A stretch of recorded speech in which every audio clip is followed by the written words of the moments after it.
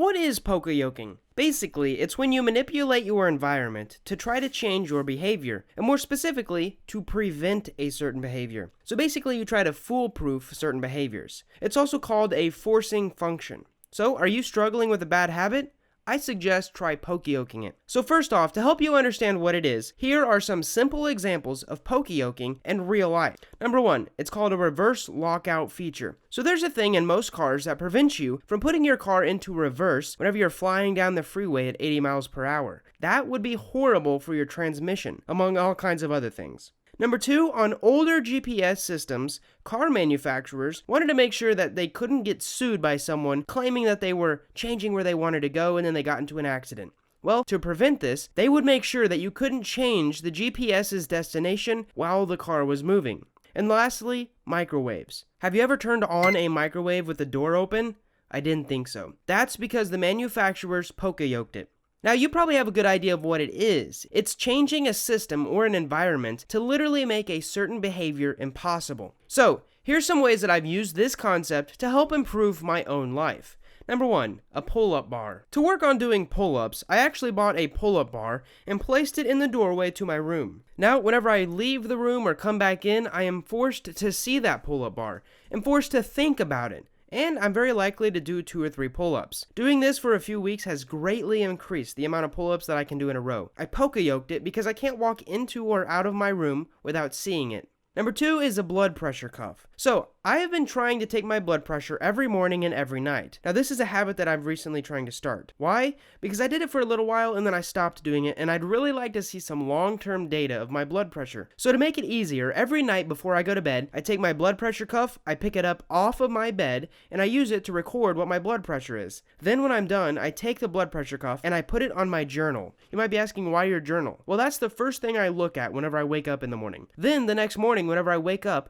I see the blood pressure cuff, I take my blood pressure, and then I move the cuff to my bed. That way, I can't use my journal in the morning or go to bed at night without moving the cuff and checking my blood pressure. I am forcing the function of checking my blood pressure. Number 3 is getting rid of junk food. So this is pretty simple. Basically, you just take all the junk food you have and you throw it in the trash. If it's in your house, you're going to eat it. And how do I know this? Because I made some monster cookies. These cookies are amazing. If you want the recipe, just DM me on Instagram. Anyways, I made these monster cookies a little while ago to share with some of my family. I had about 2 cups of mini chocolate chips left over after I made all these cookies. Guess what happens during the next week? Every time I walked by the kitchen, I saw them, popped a handful in my mouth, and I was hardly even mindful of it. By the end of the week, they were gone. So here's a simple solution. Throw away your junk food so you don't have it. Another example is just leaving my phone at home.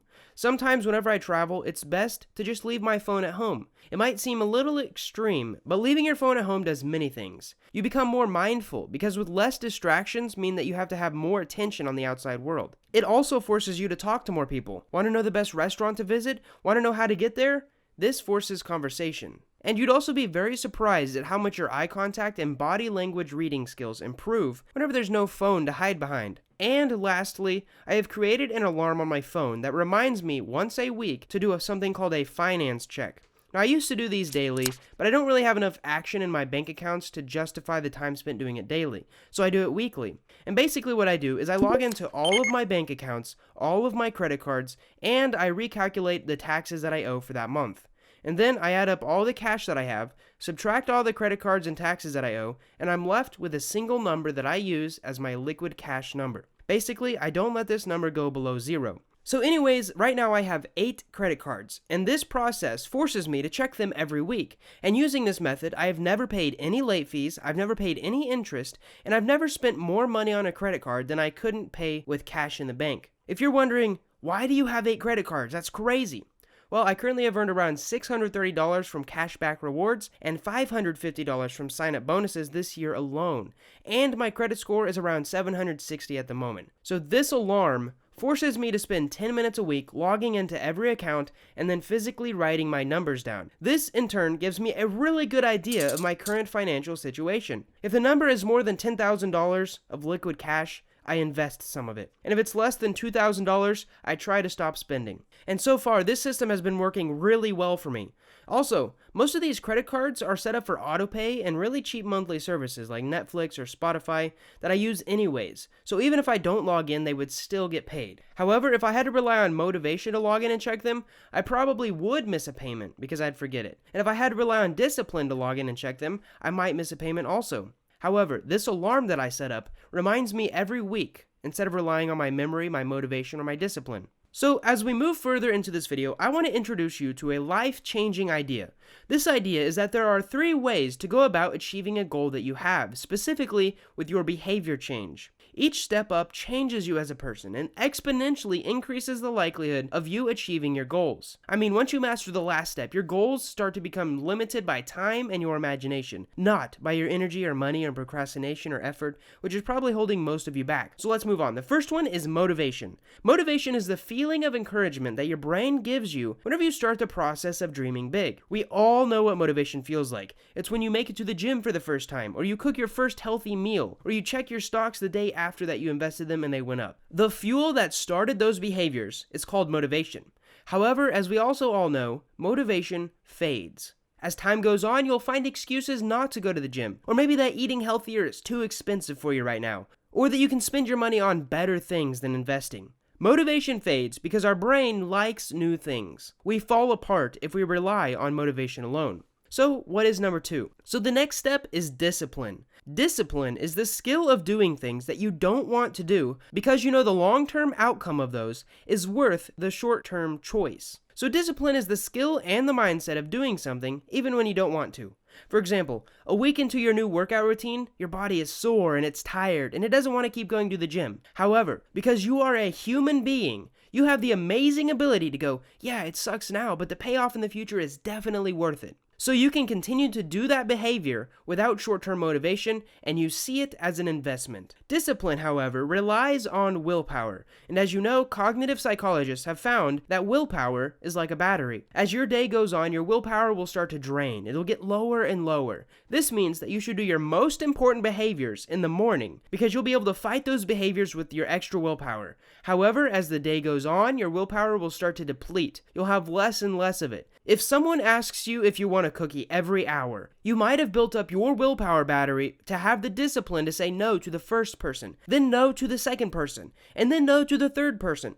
But eventually, you'll cave on the 8th person and you'll take the cookie. So now we know we fall apart if we rely on motivation. And we also break down if we rely on discipline. So what's the solution to sticking to a new behavior? Whether it's a habit or a new routine or some new goal that you're reaching for? Well, the answer is number 3, which is your environment.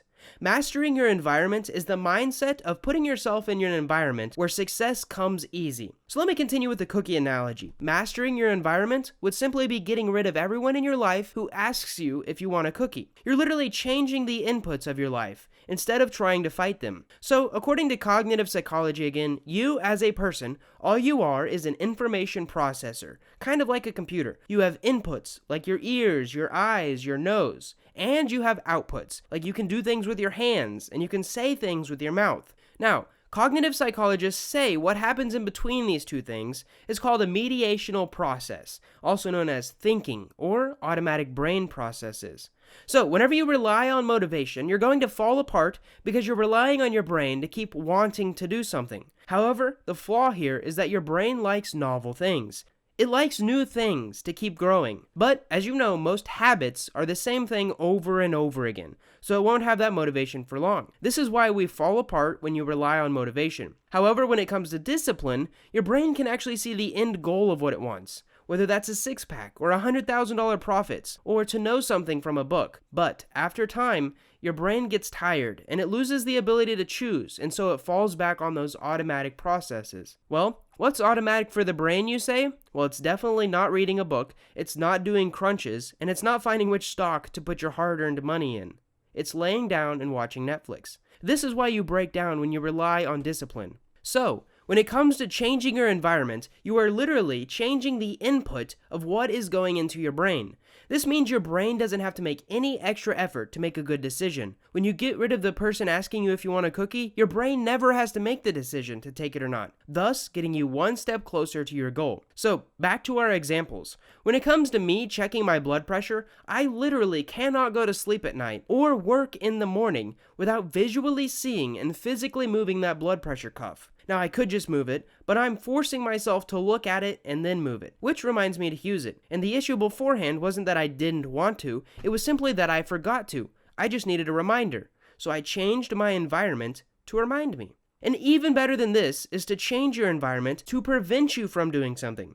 For example, if you want to eat healthier, the trick is to throw away all of your junk food. This way, if you want to eat junk food, you have to get in your car, you got to drive to the grocery store, buy the junk food, and then eat it. That's way more difficult than just going to the kitchen and eating an apple. So here's one more example of me changing my environment to help make my decisions easier. And this one involves waking up, which a lot of people struggle with. So as you know, I love coffee. Like, just the smell of coffee can get me up out of my bed. However, I have to get out of bed to make the coffee first. Or so I thought. Did you know that you can buy an automatic coffee maker that makes coffee for you automatically in the morning without you having to do anything?